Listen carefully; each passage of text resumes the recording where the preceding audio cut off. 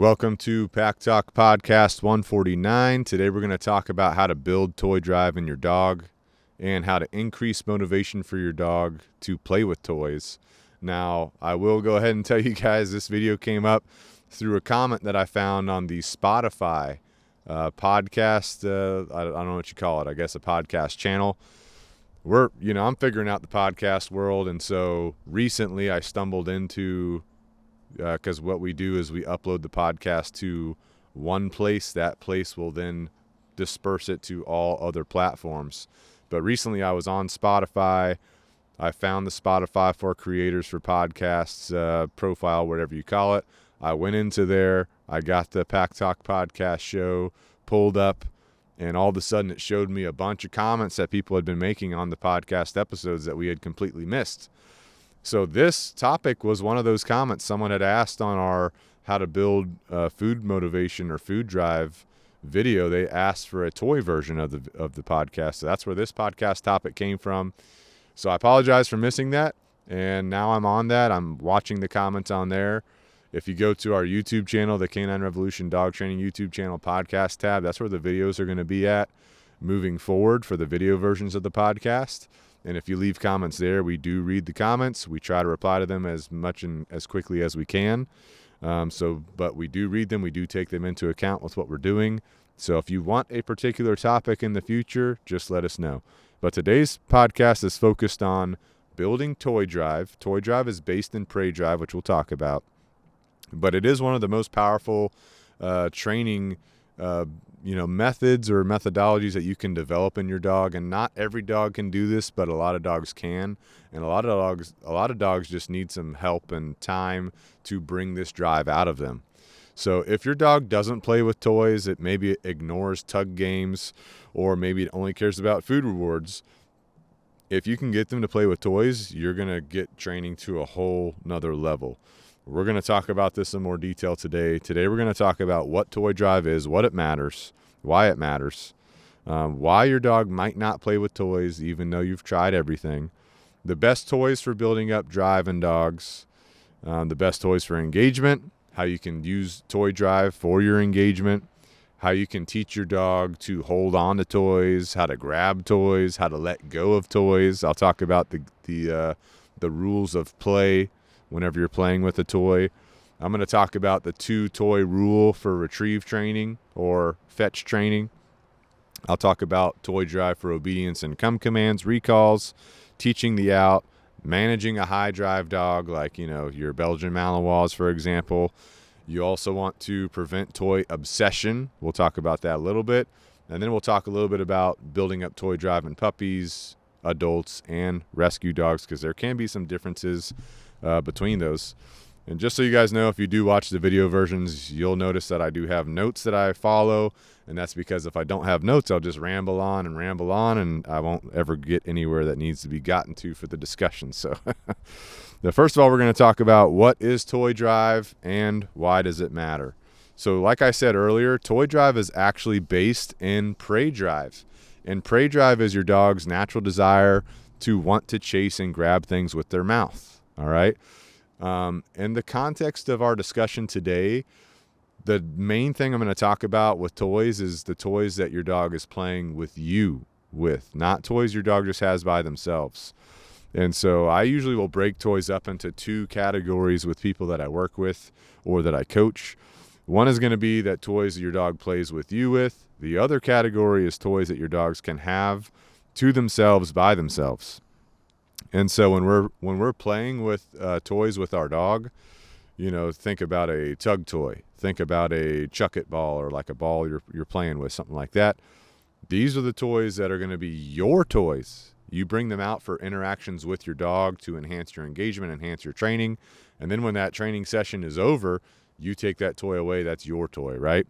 A toy that your dog can have themselves would be a toy that's like in your house, and you bring it out for playtime in the house, and your dog can have it by themselves. So those are kind of the 2 categories. We're focusing on toys today in our discussion of toys that your dog is interacting with you with, all right? And, like I said, prey drive is the dog's desire to chase, grab, tug, and interact with things, like chase, grab, and hold things in their mouth. And so what we want to do with toys that we're interacting with our dog is utilize this prey drive and mimic this prey drive as much as possible. All right. Toy drive, if you build it properly, or if you build it in general, or if your dog already has a toy or a prey drive, they go crazy for it, but maybe it's unstructured or a little bit too crazy, you can really rein that in and enhance your engagement, enhance your obedience, increase focus. If you're doing a dog sport or some kind of competition, incorporating some kind of toy work into your training sessions for that is going to be very beneficial. It helps you with come commands, helps you with obedience, helps you with energy, getting energy out, because you can do a play session instead of a walk or a run if you want to. It also helps with relationship building. And if you don't want to use food all the time and you're doing training and you have your random rewards, toys can be incorporated so you're not using food drive all the time or food rewards all the time.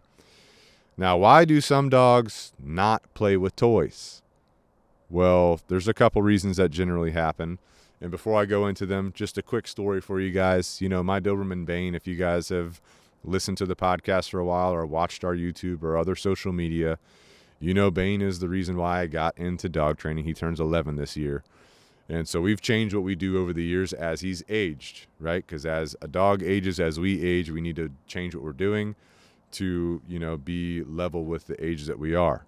But when he was younger, and you can go back on our YouTube channel and watch a lot of these videos, I was doing lots of training sessions with toys. I was using toys a lot for training and for rewarding and proofing behavior, right? But it wasn't always like, if you watch the videos that we have on the YouTube channel, because back when I first started training, we didn't really record a lot. But if you watch the videos now that I was doing when he was younger, he's super into it. He loves the game. He loves playing with toys. You can see that, right? It wasn't always that way. This is something that I struggled with myself. I would take out a ball. He would chase and grab the ball, and he would never bring it back to me. I would try to play tug with him, and he just couldn't focus on playing tug with me. So I spent a lot of time building up his toy drive. And one of the things that I wanted to do with Bane, especially when he was younger, was protection training, right? So I did a lot of protection training with him. He doesn't do it anymore because of his age and the risk of injury when you're doing that kind of training.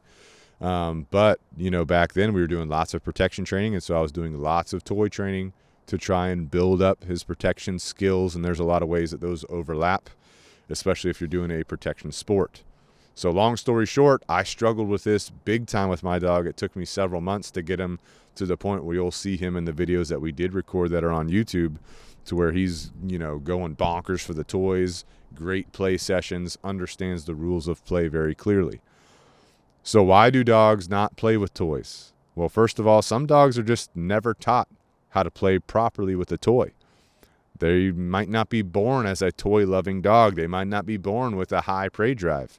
They might have a level of prey drive that we can kind of bring out of the dog and increase in the dog, but they're not born with a high prey drive. They might need to learn the game. Some dogs have low confidence. They might be nervous. They might be a little conflicted. They might be insecure. And so they're a little bit, nervous of the toy game itself, especially in toy games when you're kind of moving quickly, moving in different directions, trying to instigate that prey drive. Their confidence level, if it's low, they might not be open to doing that because it makes them nervous. And we have to work on their confidence before we can work on enhancing their toy drive. We might not be using toys that are a good match for that particular dog. We might be using the wrong toy selection. We'll talk about toy selection later, and I will put a list of toys that I like for interaction in the description below, or if you're watching the YouTube video, in the description of the video, podcast notes, all that. I'll put links in there. But you have to find toys that match your dog's natural preferences, and you can do that at first, and then you can kind of move them to a toy that you want. So for example, with a lot of dogs, I'll start them off with a puppy rag, even if they're an adult dog.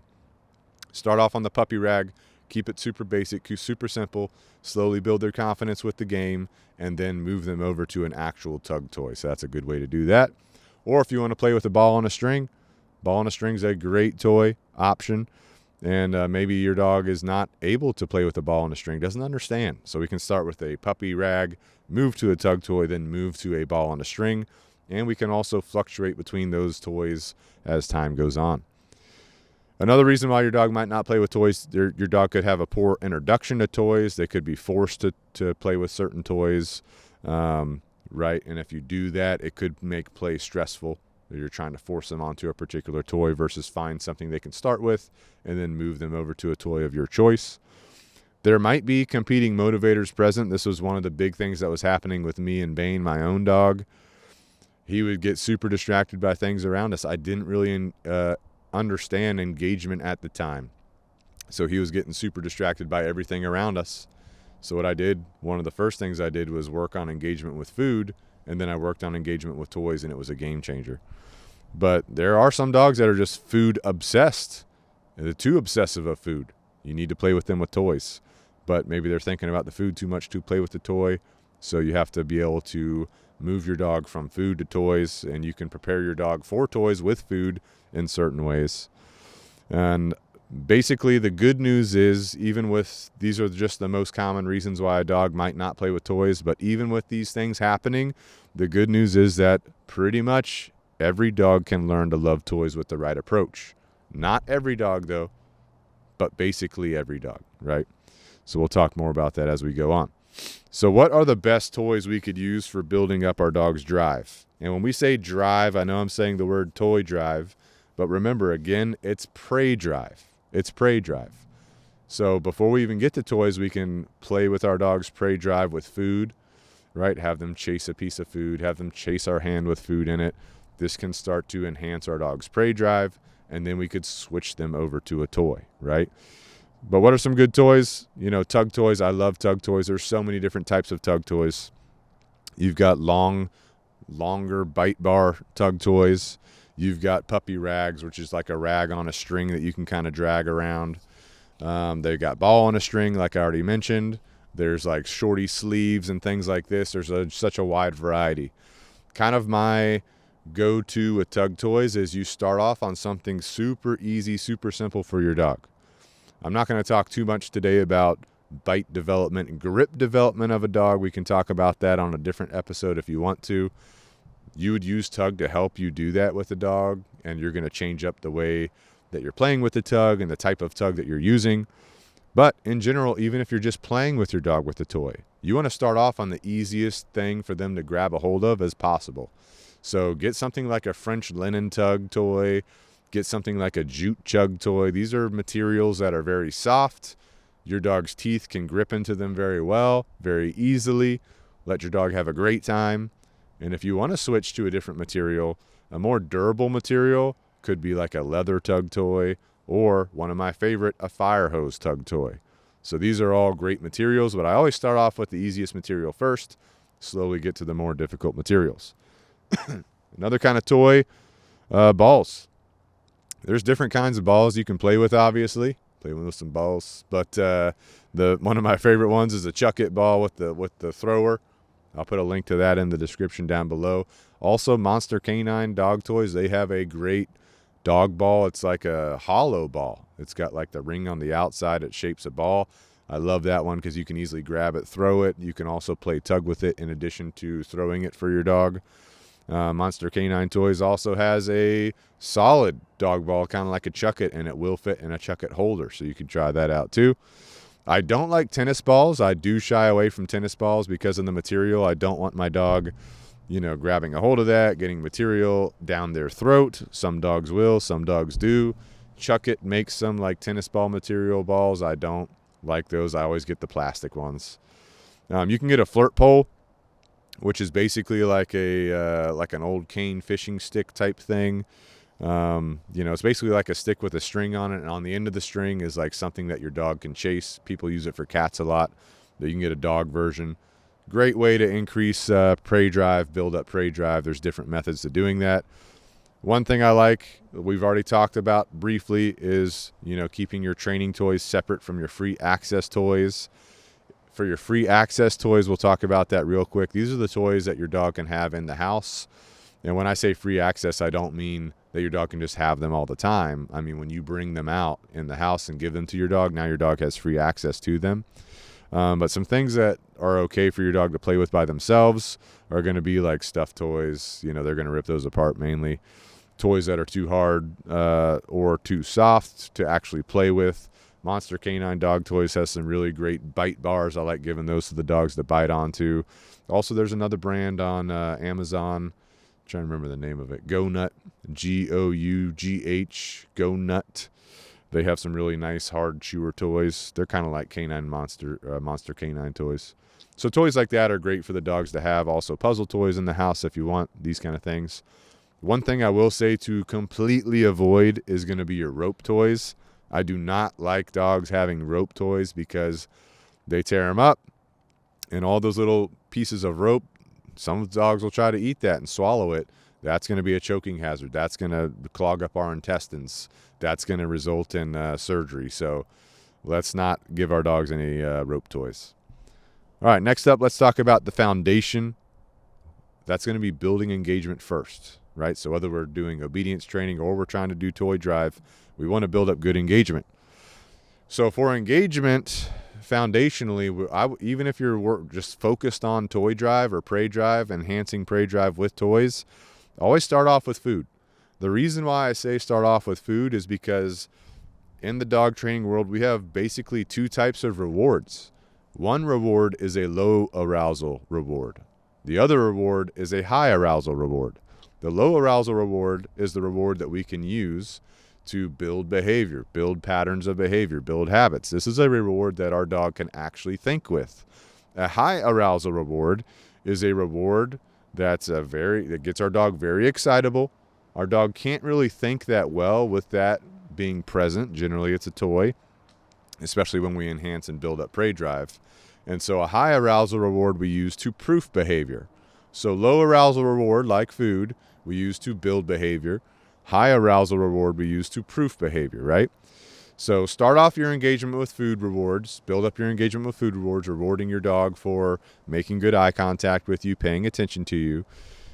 One of the things we want to do during engagement is incorporate movement into the game of engagement. So your dog's with you in a training area. Your dog looks at you. I say yes. I back up. I bring my food reward in my hand down to my dog's shoulder level, and my dog can chase my hand, grab that piece of food. Now we're ready for another repetition, right? So this kind of basic session, this kind of movement is going to already start working on our dog's prey drive, making the prey drive stronger, making our engagement stronger, which helps us whenever we actually go to work on our toys. If you guys want to see video examples of this kind of session, just go over to the Canine Revolution Dog Training YouTube channel. You'll find some videos there, and we actually have a new engagement video coming out that's going to show you more of that. So once you've got that done, now let's say we're ready to build engagement with toys. There's a bunch of different ways to do this. I'm going to talk you through some of the easiest ways. First of all, that puppy rag I was talking about, you can use a puppy rag that you buy on Amazon. You can make one yourself, get like a leather rag, tie a string to it, make sure the string is like 6 feet long or something like that, or a flirt pole would also work. And so what you're going to do is you're going to increase your dog's curiosity for the toy. You're going to play what I call the drag game. So you put your dog into your routine training area, you throw this toy down, you start dragging it around, and I want you to think, my dog is a carnivore. My dog is a predator. My dog likes to chase and grab things with their mouth, right? Even if you have a little Shih Tzu, right? That dog's still a predator. Now I want this puppy rag, I want this rag that I'm dragging around for the drag game, I want it to mimic a prey animal. So you're going to drag it around, make it move like a mouse that's running away from your dog. Make it move like a rabbit that's trying to run away from your dog, right?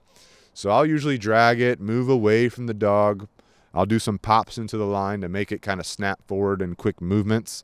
Your dog might stare at it first, right? Might be looking at it. But as this game continues on, your dog's going to start moving toward it. And then they probably are going to try and investigate it with their mouth, right? And that's exactly what we want. We want that curiosity to increase to the point where our dog wants to chase it and grab it with their mouth. What you don't want to do is you don't want to force the toy into the dog's mouth. So you don't want to take the toy, walk to your dog and shake it in front of their face and put it in their mouth. You don't want to do that. You want your dog to chase the toy and go grab that toy. So do your drag game, have your dog chase the toy, Once they get curious enough to grab a hold of it, you can say good. You can give it a little bit of motion while it's in their mouth. Your dog might kind of shake, like it's killing something. Kind of throw it around a little bit. Just have a fun, good time with your dog. Now, the key here is when you're doing this, as soon as your dog's having the most fun possible, now you're going to end the session. So what I do is I just say, all done. I take the toy away when it's not going to be a conflict, right? Maybe the dog dropped it for a second. I just take it away. All done. Then we walk off like nothing ever happened, right? And what that does is it makes your dog more interested the next time that you come to play this game. So you do the drag, you have your dog chase the toy around, they grab a hold of the toy, even if they just baby bite it, right? Just a small bite on it, right? Whatever they show interest in doing. Let them have a good time. Let them have fun. Let them enjoy it, right? You don't want to force it upon them. And keep the session short and then do another session, the next time you're able to. What I was doing at first was I was doing 2 sessions a day of this, one in the morning, one in the evening. Seemed to work really well to help build up my dog's prey drive and toy drive. So I would start off with that. If that's too much, maybe go to 1 session a day or 1 session every other day. It's just going to depend on you and your dog. Now, one thing you can do if your dog is kind of liking this, but they're having a hard time, getting more into it, you can use a harness and a back tie. And we have some videos on our YouTube channel that show me doing this, but you can put your dog on a harness and you can back tie them to something. So what I did this with my own dog for a while. Get a harness off of Amazon, whatever fits your dog. Put it on your dog. Get a back tie. Could be string, could be a metal wire, whatever. I used to back tie my dog to my back porch, back tie it to the column in your back porch, back tie it to a tree, back tie it to your fence. Just wrap that string around the fence. Now your dog's connected to the fence, right? Whenever you're doing this, now your dog is limited to where they can go. And what you do is you kind of taunt them with the rag on the string. You kind of twirl it around. You throw it on the ground in front of them. You drag it across in front of them. Your dog's trying to chase it, but they can't get to it because they got this harness holding them back. And then you swing it around again. You toss it right in front of your dog. You slowly drag and pop it so it looks like an animal right in front of them. And you bring it as you're doing this, you position it so that it's within your dog's grasp. Your dog grabs it. They're still back tied, and now you can kind of just, kind of make it move in their mouth by pulling on the string that's connected to the rag that's in your dog's mouth. And this will really dramatically increase your dog's toy drive and desire to grab a hold of that thing. So I've done that as kind of a cheat code to get my dog really interested into that toy and really interested into the game, because my goal always was to play tug with my dog. Tug's a fun game, right? So I do this, this is part of teaching the grab, right? We want to teach our dog to grab a hold of that item and hold on to it, right? So as soon as our dog grabs a hold of it, whether you're just playing it with the drag game or you're doing it with the back tie that I'm talking about, as soon as they grab a hold of it, good, now you slowly put movement into that toy with the string that's connected to the rag. Little tugs. You don't want to rip it out of their mouth because you don't want your dog to have too many losses here. You want your dog to have lots of wins so they feel good. We want them really confident, right? So you just tug it a little bit in their mouth, let them hold on to it. If they drop it, you can pull it away from them. They can chase it if you're playing the regular drag game, or if you're using the back tie harness method. You pull it away from them. At a certain point, they can't get it because that back tie is holding them back. What that does is it builds frustration, builds more desire for your dog to grab a hold of that toy. So you do this for as many sessions as you can until your dog is super into it. You're looking for your dog to come out to that toy session and just ready to go, grab a hold of that rag, thrash it, hold on to it, walk around with it, all the good stuff, right? So once you have it to where your dog is just going ham for this rag or tug toy, whatever you're using, that's when you're ready to keep developing the game, keep developing the tug game, right? There are some dogs that I have played around with some food that were struggling to grab a hold of the rag. Maybe they're a little bit, nervous, or they had some, low confidence, and they were kind of interested in the rag, following the rag, but were just hesitant about grabbing a hold of it. I have marked and rewarded those dogs for showing interest in the rag and rewarded them with food to build up their comfort level to the point to where they can grab a hold of the rag.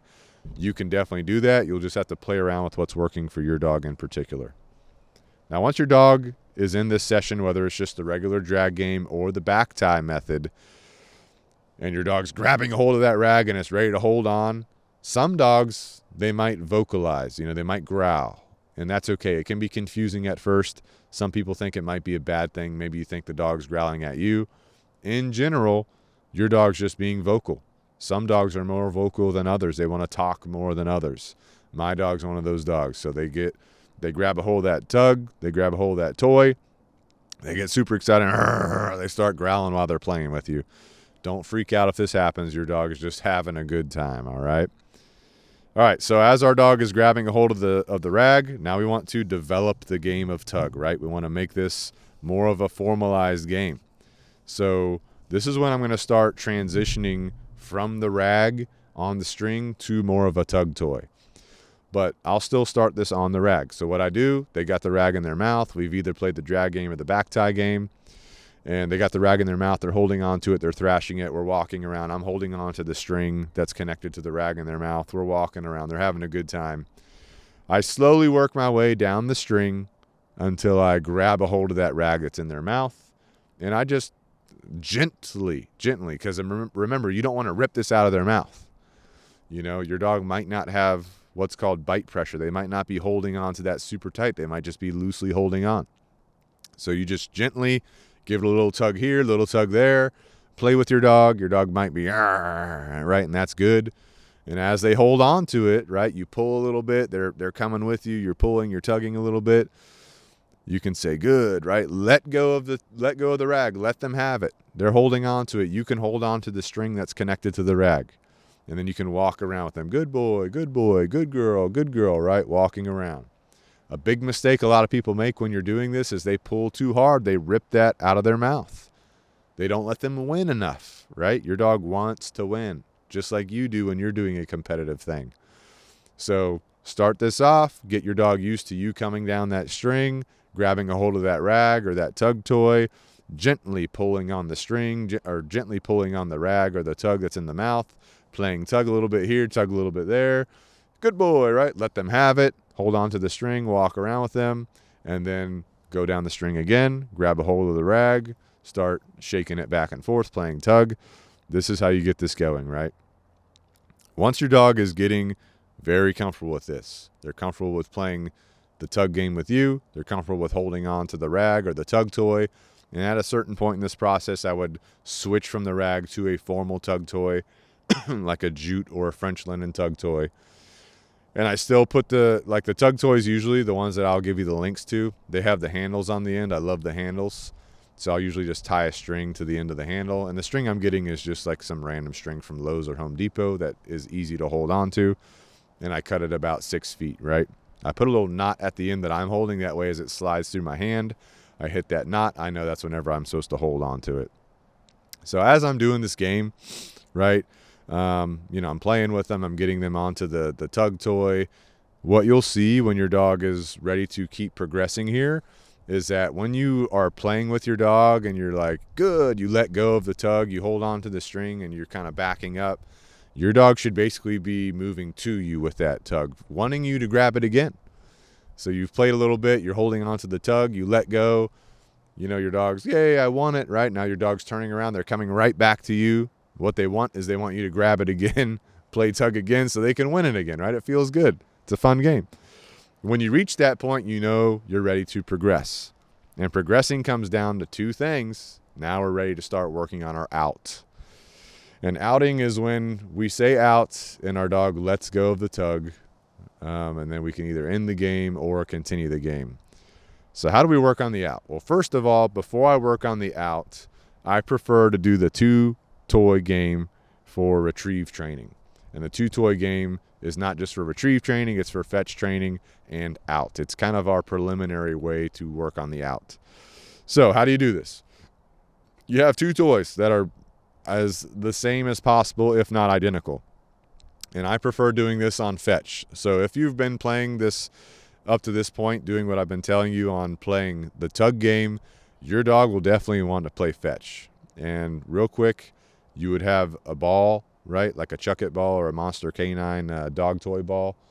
And you would just gently toss that ball away from you, let it roll on the ground. Your dog should chase it, grab it. Then you can encourage your dog back to you, right? So once you've got the tug game to where we just talked about and you've got your ball, now ready for the two toy game to get the dog to return to you and let go of it for you. So ideally you got two toys. First of all, why do we have two toys? Number one, having two toys prevents your dog from playing keep away, and it teaches your dog the bring back behavior. So the way you set this up, you've got the two identical toys. You're going to keep one and you're going to be ready to throw one.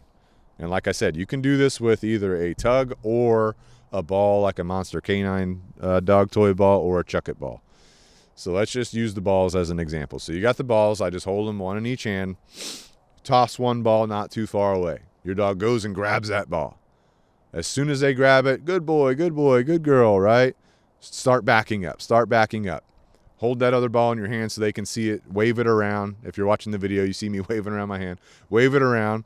Back up, back up. Your dog is going to naturally be interested in chasing you, following you. They're also going to be interested in chasing, following you because of everything you've done up to this point. You know, the drag game, if you did the back tie game, you know, getting that tug to the point where it's at, your dog is wanting to come to you. So as your dog is moving to you, I want you to taunt them with that second ball. And as they get close to you, I want you to say, out, and then taunt them some more. Just say out one time. At a certain point, your dog is going to get so excited for that second toy where they drop the ball that they had in their mouth. As soon as they do that, yes, and then throw the second ball. That's going to be our process, okay? You're going to repeat that process as many times as you need until, and this could be over the course of several sessions and several days, until your dog's running at you with that first toy. You have the second toy, you say out, and when they hear you say out, boom, they let go of that ball. That's when you know you're ready to start moving forward and progressing. So you got to follow this pattern until you reach that point. Now, we've talked about doing it with two balls up to this point, but you can do it with two tugs. The way you do it with two tugs, two identical tugs ideally. Keep one in your back pocket, one with you and your dog. Your dog starts playing the tug. You grab the tug. You're playing with the tug, right? Out. You say out. Pull out that second tug and wave it in front of their face. The other tug you hold on to that's in their mouth and you try to not let it move. As soon as your dog lets go of it, you can have them come to the other tug that you were shaking around. The other way you can do it with tugs is playing a fetch game with tugs. You have two identical tugs. You throw one. Your dog goes and picks it up, starts moving back to you. Good boy, good boy. Back up, back up, back up. Show them the second one out. They let go. Boom. Now they can either come and play tug with you or you toss that tug off to the side. Now your dog can go get that second tug. You pick up the first tug, rinse and repeat. Okay, rinse and repeat. All right, so hopefully, you know, this is making sense to you guys. If it's not, as always, just leave me a comment so I know what I need to clarify. With that being said, one thing that is a mistake a lot of people make is that they will chase their dog to get a toy from them. Never do that. Have your dog come to you first. This is why I always have the string on the tug, or I have the puppy rag with the string on it when I'm first teaching the game. That way my dog starts building the behavior of coming back to me, and if they don't, I can just use that string to help guide them back to me, okay? If this is a hard visual for you to get, go to our YouTube channel. I believe we have a playlist about playing tug, and you can actually see me doing this with several dogs. We did a playlist a couple years ago on building up tug and dogs. All right. Once this is easy, once your dog can out it, your dog wants to go grab the toy, your dog wants to play tug with you, now you're ready to progress. Now you're ready to move forward. What's the next thing we want to do? The next thing we want to do is go to one toy, right? So we've been playing with two toys. Now we go to one toy. So if we're playing the game, let's just say we had a ball. Instead of having two balls, we have one. We toss the one ball. Because we've done it so many times with two, our dog grabs it, moves back to us. We say out. They let it go. We pick up that ball. We toss it again. We always want to make sure we get plenty of repetitions of them bringing it, letting it go, and then we toss it again so they can keep playing. Then whenever you're done with the game, you say, all done. So you say out like you were before. Don't change your body language at all, because if you move your body differently on that last repetition, your dog knows. And then they'll try to maybe hold it back on giving it to you. But you say out, Your dog drops it, you pick it up just like you did before. Now you say all done, put it in your pocket, good to go. Same thing with tug. If you had the 2 tugs, now you have the 1 tug. You know, you're playing with your dog, playing tug. Out, your dog should let go. At that point, I use the word yes, so I say yes, boom. Now the dog can grab the tug again. Playing tug, tug, tug, out. They let go. Yes, boom, they grab it again. Tug, tug, tug. Rinse and repeat. But the last repetition, out, all done. Now you put the tug in your pocket, carry on. Okay? So that's how we're going to progress with that. After that, after we reach that point, now we're going to use the toy for obedience and recall training. Now, real quick, before I go into this, there is one other method of out that you'll see on the YouTube videos if you decide to check those out. Just get a little sip here real quick, a little sip.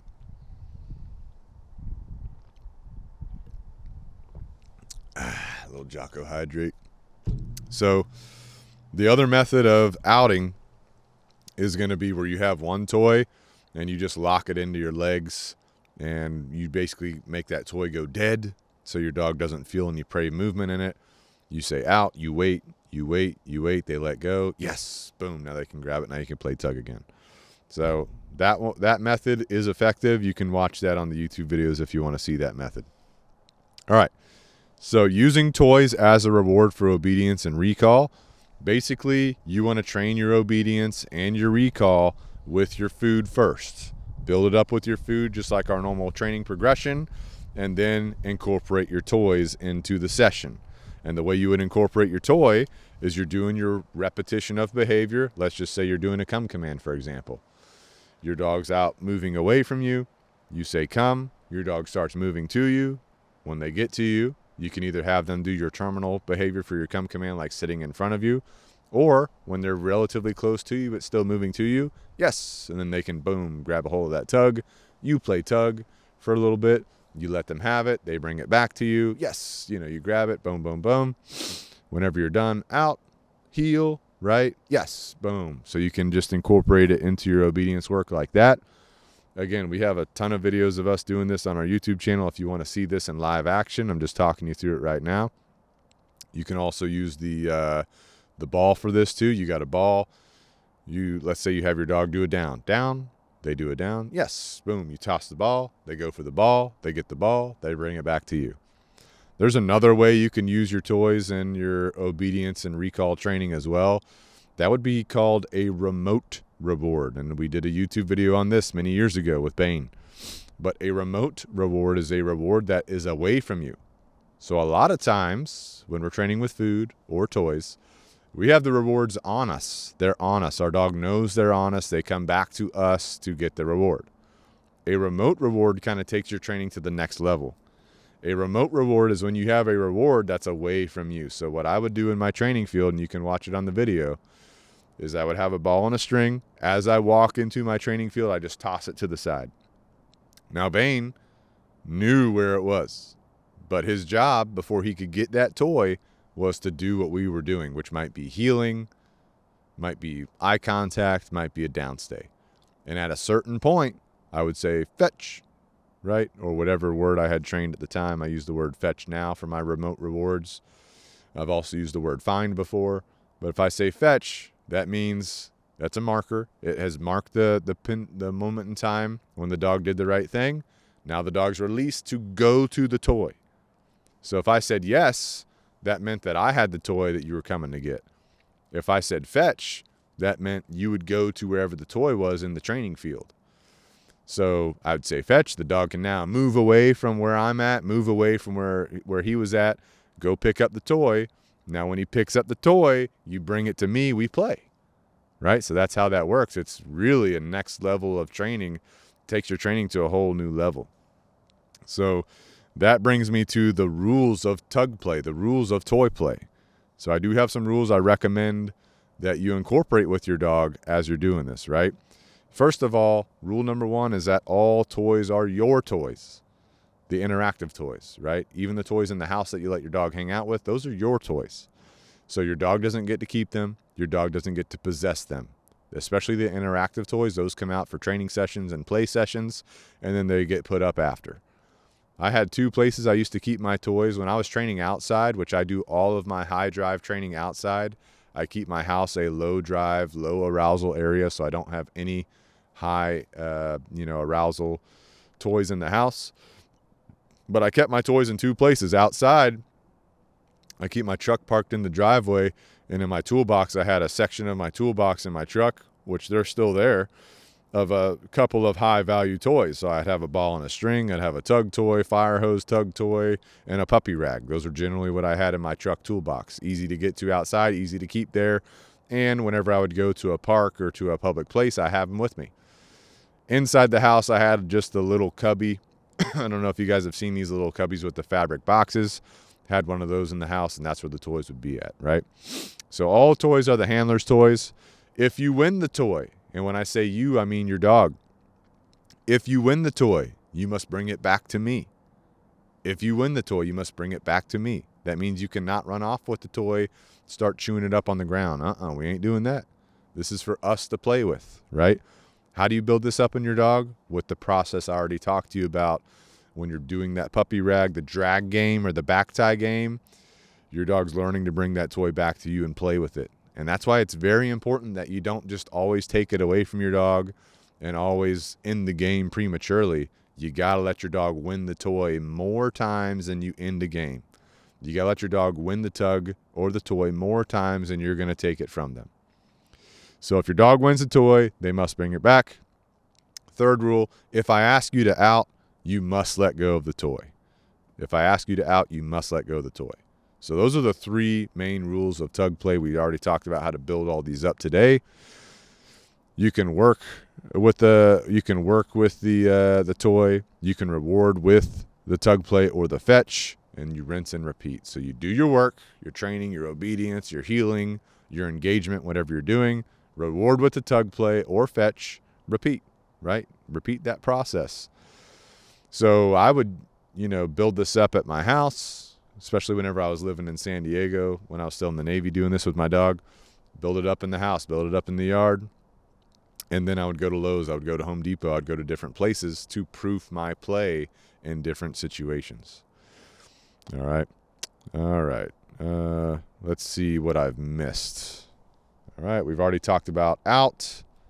You want to make sure that you have a solid out command because, again, that if you have a solid out command, that's just taking your impulse control and self-control to a whole new level. It's taking your relationship to a whole new level, right? I always make sure that I had a verbal out. I'd say, like we already talked about, I'd say out right before they release. I reward that. So as you're building up your out, you're playing tug, for example. Out. Your dog outs it. Yes. Boom. Now they can grab it again. Play, play, play. Play, play, play. Let go of the tug. Your dog has a tug. They run around with it. They bring it right back to you. You grab a hold of it. Oh, good boy. Right? You're playing. Out. Boom. They let go. Boom. Good to go. Right? Let's talk real quick about managing high toy drive dogs. So some dogs get super obsessive about toys. They can't think. So these are the kind of dogs that really benefit from impulse control exercises with the toys. So these are the kind of dogs you really want to get onto the remote rewards if you can. So something like, you do your obedience, down, stay. They're in a down stay. You bring out the tug toy. You hold it for a second. They can't just break their down stay and come grab the toy. They're doing their down stay. You're holding the toy. Yes. As soon as you say yes, now they can come. Boom, grab the tug. You play tug, right? Your structured play helps the high toy drive dog that has trouble managing themselves and impulse control themselves, right? So, again, you're the one in control of these toys. You're in control of the session. Let's say you keep your toy in your car like I used to, or I still do. You take the toy out, your dog's losing it. They can't control themselves. Don't just start playing. Put that toy back up. Put it behind your back. Put it in your pocket. Get your dog focused on some kind of work first, healing, downstay, whatever you're doing. And then when your dog shows that they're in control of themselves, yes, boom, now you can play. Which means you have to do all your foundation right. You have to get your engagement right. You have to get all of your preliminary training done right before you start incorporating the toy into that. And also, with the high drive dog in particular, you do want to keep your arousal of the dog in check. You want to manage the arousal, keep your session short. right? Make sure that the dog is able to control themselves, contain themselves. And then, you always make sure that your dog understands when the game's over, it's over. So if you say all done and your dog tries to run up and grab that toy, don't let him do that, right? All done. You might have to put your dog into a down state. All done. Put the toy away. Come back to your dog, then take your dog inside or whatever you're doing, right? So all this is kind of compiling up to this point.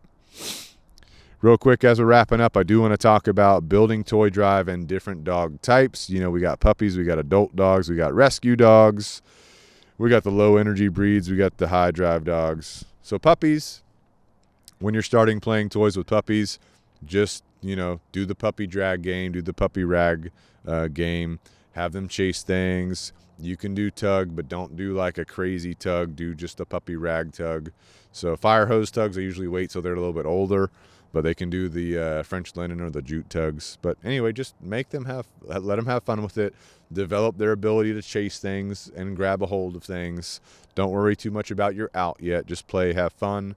You can exchange toys for food when they're puppies to build up their understanding that they're going to let go of the toy, but it's not going to be a bad thing. For adult dogs, maybe you adopted a dog, or maybe you have an adult dog you want to play with. You haven't played with them when they were a puppy. The process we went through today is going to be the way to do it. It might just take longer, but, be patient, take your time. Rescue dogs, same thing as adult dogs. They often never learn to play in most cases. They might have had bad experiences in the past. So just go slow, take your time. If they're having fun, celebrate that with them. Have fun with them. Low energy dogs, let's say you have a dog that's maybe, insecure, low confidence level, low energy. They might want to play a little bit softer than you want to. Just take it easy with them. Play in a way that they want to play. Match the toy and the intensity to the dog at hand. Puppy rags are always going to be great for most dogs just to get started on grabbing a hold of and playing with. And if that's all your dog wants to do, it can't go to a tug toy. That's totally fine. Just understand your dog as they are. Now, your high drive breeds like your German Shepherds, Malinois, Border Collies, Dobermans, Rottweilers, they generally catch on to this pretty quickly, and they enjoy very intensive play.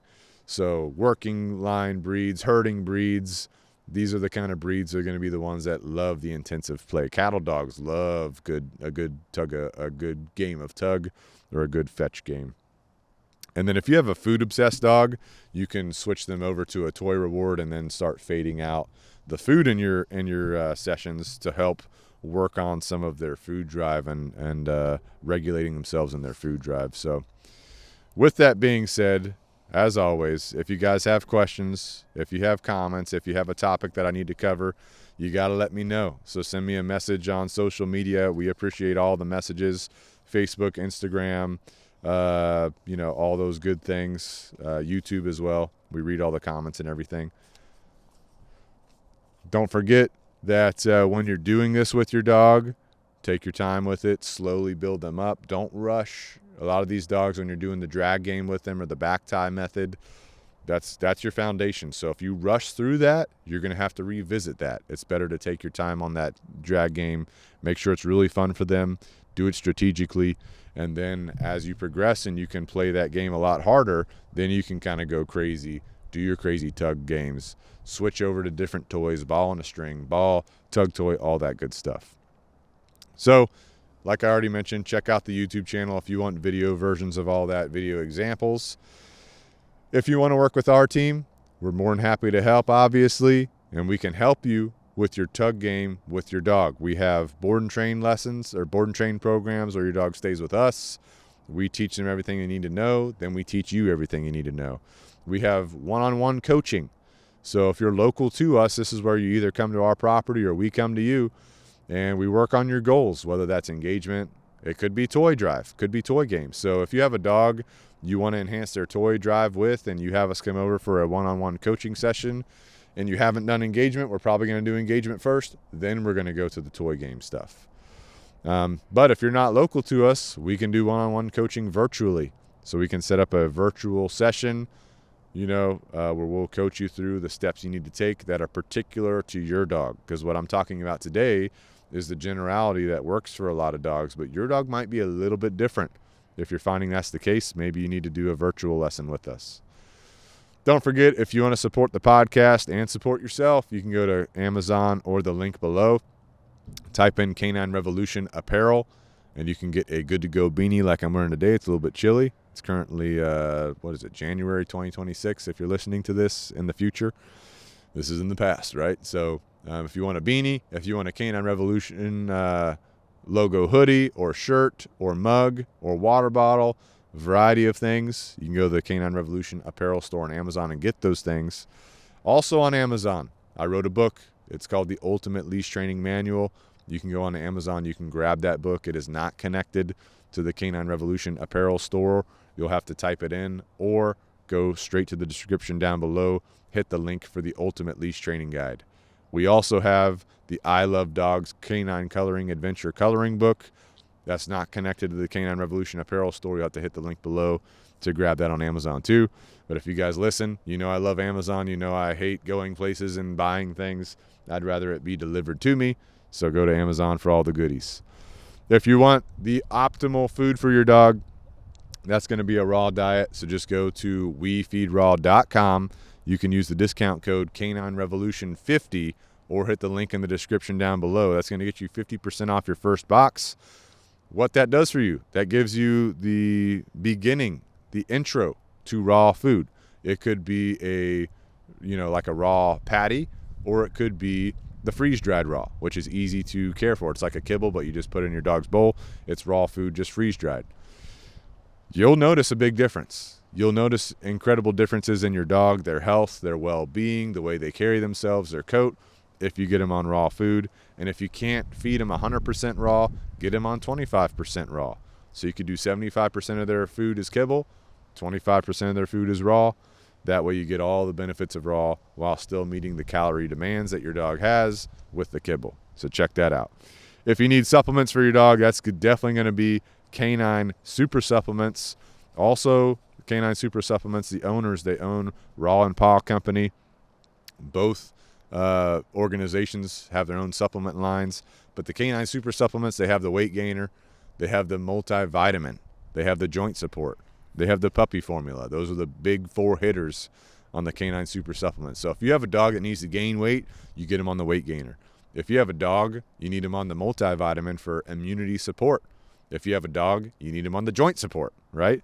So go to caninesupersupplements.com. Use the code Canine-Revolution for 10% off, or you can just click the link below. If you need supplements to optimize your performance, you, the owner, the trainer, the handler, that's going to be Jocko Fuel. JockoFuel.com. Discount code Canine-Revolution for 10% off. Jocko Fuel has the clean energy drinks, the Jocko Go. They have the hydrates, which I'm drinking right here. Get me through the day right here. Electrolytes. They also have the pre-workout. They also have the fish oil. Jocko Fuel has a ton of supplements. And the thing about it is I've tested supplements for years. You're not going to find a better supplement than Jocko Fuel, so check them out. Also, we've been talking about dog toys today. Check out Monster Canine dog toys on Amazon. Also, a link in the description down below. And the discount code is Canine Revolution for 10% off of those on Amazon or their website. But the thing about Monster Canine dog toys is they have a guarantee that if your dog destroys it, they will replace it. You're not going to find that anywhere else. So definitely grab a Monster Canine dog toy ball. Try that out, or a tug bar, right? And if your dog destroys it, just let them know. They'll replace it. Don't forget, all of the Pack Talk podcast episodes are now going to be on the Canine Revolution dog training podcast tab on the YouTube channel for the video versions. We'll still have it on Apple Podcasts, Spotify, all that kind of stuff. As always, thank you guys for listening and tuning in. And until next time, this is Pack Talk Podcast. Out.